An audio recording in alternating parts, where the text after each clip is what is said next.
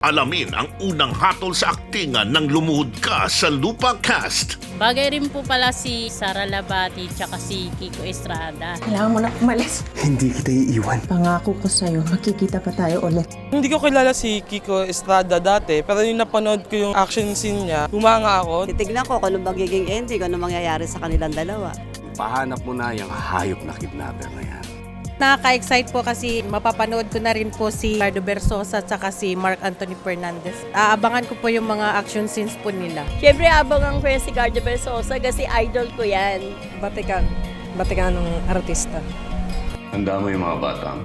May ipapagawa ko sa'yo. Siguraduhin mong malinis at pulido. Opo, Judge. Abangan ko to. Si Mr. Ricardo Versosa. Idol ko to. Huwag niyo patamaan yung konti! Andiyan ako!